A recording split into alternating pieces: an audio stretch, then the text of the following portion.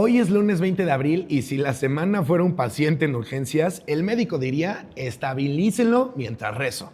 Tenemos un alto al fuego que vence el miércoles con dos países que ni siquiera coinciden en qué acordaron.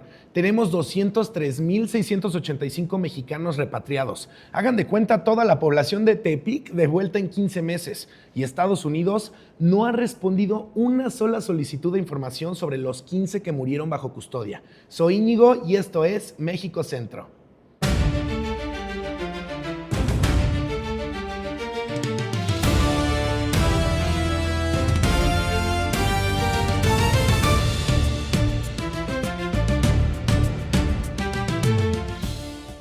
La presidenta Claudia Sheinbaum acaba de resolver en 48 horas una crisis diplomática que duró 7 años. Comenzó con una carta del viejo agrio exigiendo que la corona española se disculpara por la conquista y terminó con el rey Felipe VI fuera de la lista de invitados a la toma de posesión de 2024. 7 años, el tiempo suficiente para que un niño entre a la primaria, la termine y entre a secundaria, a menos de que sea de Oaxaca. Sheinbaum llegó a Barcelona el viernes, participó en la cuarta cumbre en defensa de la democracia, un foro impulsado por Lula y Pedro Sánchez, con Petro y Orsi en la mesa. Se reunió con Sánchez el sábado, lo invitó al Mundial 2026 y el domingo visitó el Centro Nacional de Supercomputación para firmar un supermemorando con superacadémicos. Al aterrizar, la presidenta dijo con total aplomo y una dosis de amnesia: no hay crisis diplomática, nunca ha habido. El rey Felipe VI no fue invitado a la toma de posesión. La relación estuvo congelada durante 2 administraciones y ahora la versión oficial es que nunca pasó nada. La distensión es genuinamente bienvenida por el comercio, la cooperación, el acceso a Europa, pero el costo de fingir que el problema nunca existió es que nadie va a rendir cuentas de los 7 años que se perdieron. El rey reconoció que en la conquista hubo mucho abuso. Sheinbaum lo valoró como gesto de acercamiento. Eso es lo más cercano a una disculpa que la diplomacia mexicana va a obtener, y al parecer fue suficiente. El detalle que nadie debe de pasar por alto es que el primer viaje oficial a Europa de la presidenta de México se hizo en vuelo comercial con escala en Madrid, la misma Madrid con la que nunca hubo crisis. La invitación al Mundial ayudó. El fútbol como instrumento de política exterior no es nuevo, pero pocas veces tan literal. Esta semana el gobierno federal presentó las cifras de homicidios más bajas en 11 años, pero ese mismo fin de semana la Fiscalía de Chihuahua confirmó la muerte de agentes mexicanos y personal estadounidense en un operativo conjunto en la entidad. Esto no es una contradicción menor, es la diferencia entre la fotografía satelital y lo que está pasando en la calle. Las estadísticas miden tendencias, los operativos miden riesgos, y esta semana los riesgos cobraron vidas de ambos países. Lo que se sabe hasta ahora es que la Fiscalía de Chihuahua confirmó las muertes. Lo que no se sabe, y es más largo, el número exacto de bajas, el grupo criminal involucrado, las condiciones del operativo y los términos precisos de la coordinación bilateral que lo hizo posible. Eso es mucho que no saber sobre un evento que ya ocurrió. La primera vez en este periodo que se confirma la muerte conjunta de elementos de ambas fuerzas en suelo mexicano en un operativo coordinado merece más que una actualización de cifras. Merece una explicación del marco legal, del protocolo y de lo que viene ahora en la relación bilateral de seguridad.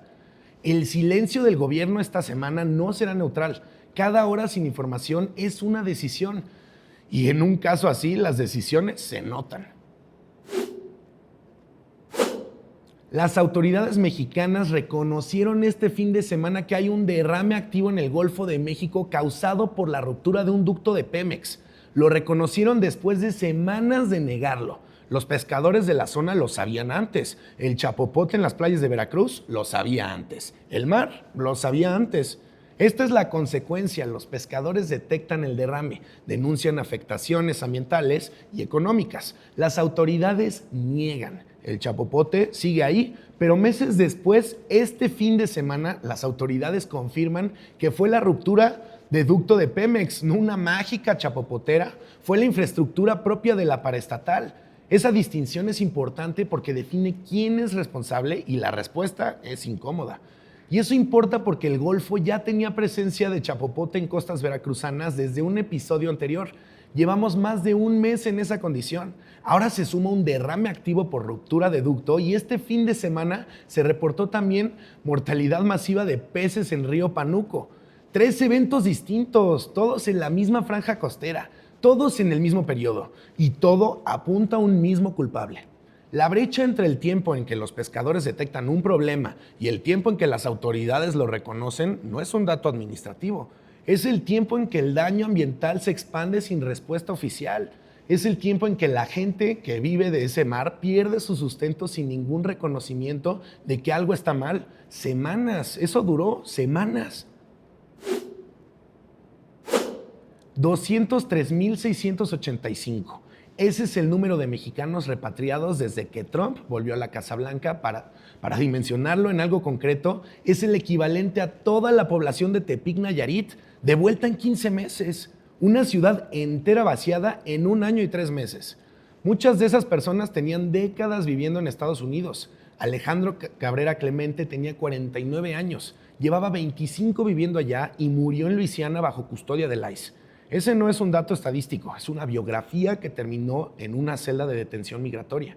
Y él no es el único, ya son 15 mexicanos muertos bajo custodia del ICE, 15. Y Estados Unidos no ha respondido una sola solicitud de información sobre ninguno de los 15, ni una. Eso no es un retraso burocrático, esa es una política de opacidad activa sobre la muerte de ciudadanos mexicanos bajo custodia extranjera. Ante eso, Sheinbaum instruyó a los cónsules a hacer visitas diarias a los centros de detención del ICE, que antes eran semanales. Y eso importa porque la diferencia entre una visita semanal y una diaria es, en condiciones de detención precarias, la diferencia entre detectar un problema a tiempo o enterarse cuando ya no hay nada que hacer. Los programas de apoyo a repatriados existen. El gobierno los presenta como activos, pero 203,000 personas en 15 meses es un volumen para que ningún programa fue diseñado. La infraestructura de recepción está recibiendo una ciudad entera cada año y nadie de este lado ha explicado con precisión qué pasa con los que llegan. Uno de los delincuentes más buscados en Europa fue detenido este fin de semana en Quintana Roo. Eso es una buena noticia, pero lo que convierte esa buena noticia en una pregunta incómoda es lo que el comunicado oficial no dice. ¿Cuánto tiempo llevaba ahí?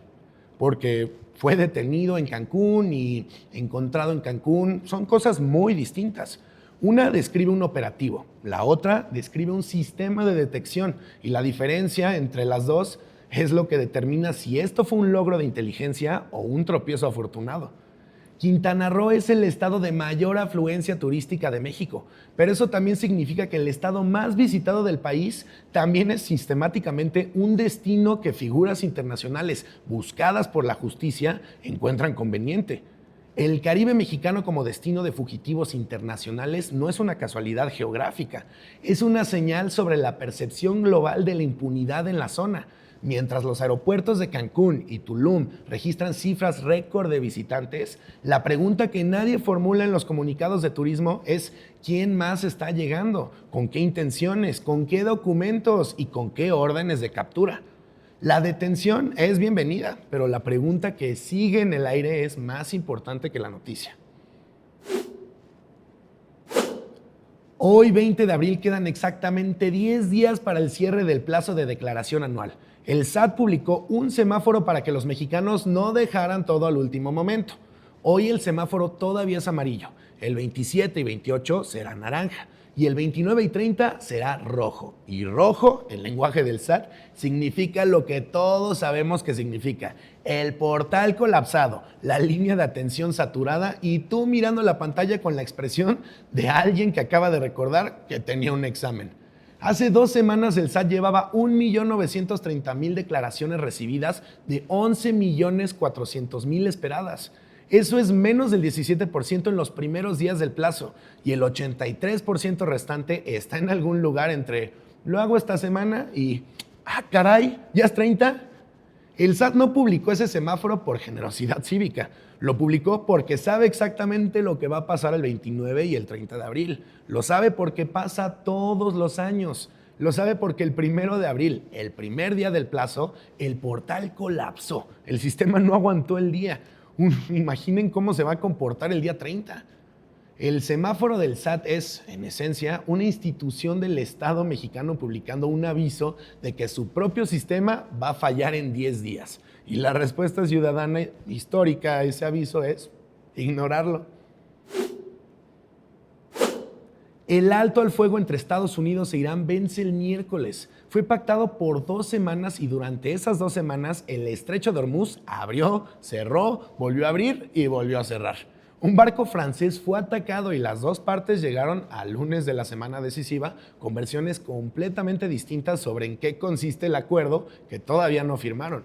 El viernes, Trump dijo que Irán había aceptado entregar su uranio enriquecido. El sábado, Irán lo negó. El domingo, el presidente iraní Pezeshkian declaró desarrollar energía nuclear es un derecho de Irán. Esa secuencia, acuerdo, desmentido y declaración de principios no es un malentendido de traducción, es un diagnóstico del estado de las negociaciones en Islamabad. Hoy, el lunes, el estrecho de Hormuz sigue cerrado. Por ahí pasa aproximadamente 1/5 del petróleo que se mueve en el mundo. Y cada día que permanece cerrado es un día que los mercados globales operan con una variable de incertidumbre incorporada al precio de todo.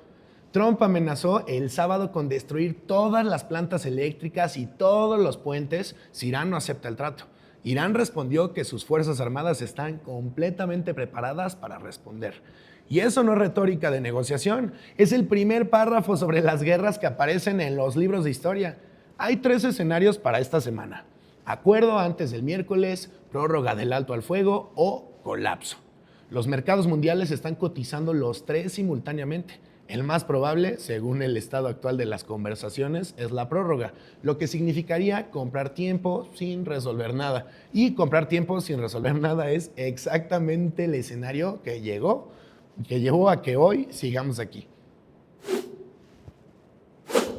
Hoy lunes es el día central de la segunda ronda de conversaciones bilaterales entre México y Estados Unidos sobre la revisión del TEMEC. Jamieson Greer, representante comercial de la administración Trump, llegó anoche a la Ciudad de México. Estará hasta mañana martes. Ebrard lo anunció la semana pasada con el tono de quien describe una jornada de trabajo perfectamente normal. Todo el lunes vamos a estar trabajando. Todo el lunes, sector por sector.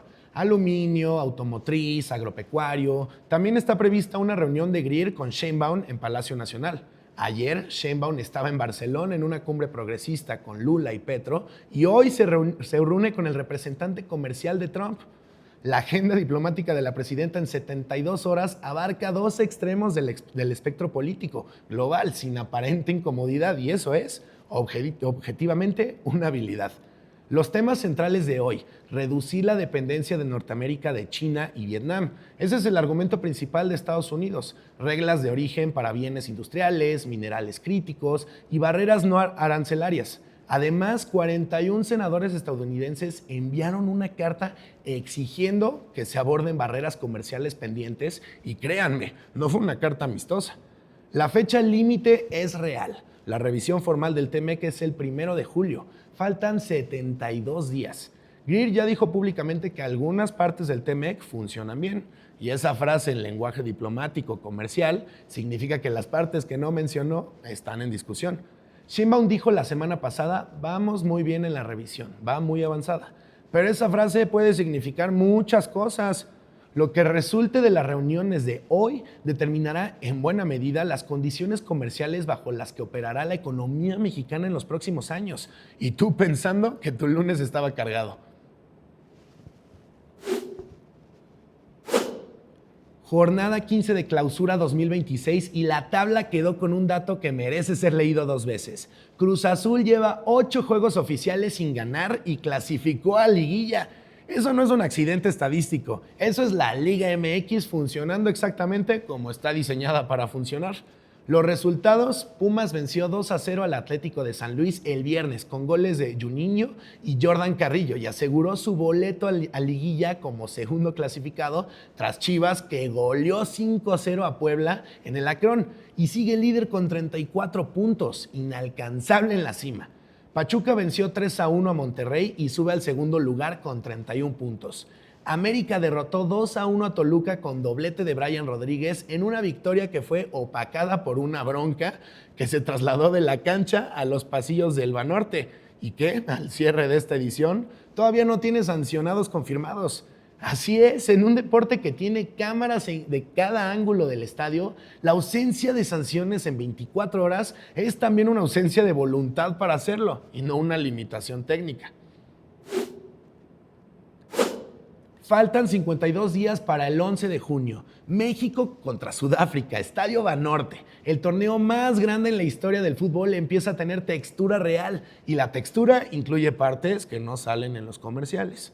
La liguilla de Liga MX arranca el 2 y 3 de mayo, 2 semanas antes del Mundial. El Vasco Aguirre tiene su lista final pendiente para mayo. El próximo amistoso del Tri es el 22 de mayo contra Ghana en Puebla y Cruz Azul está jugando en el Estadio Cuauhtémoc de Puebla porque el Estadio Banorte está siendo preparado para la inauguración del torneo. La máquina que lleva 8 juegos sin ganar clasificó a liguilla. Tuvo que mudarse temporalmente para que el escenario del evento más importante del fútbol mundial estuviera listo. Esa imagen resume la temporada de Cruz Azul mejor que cualquier análisis táctico.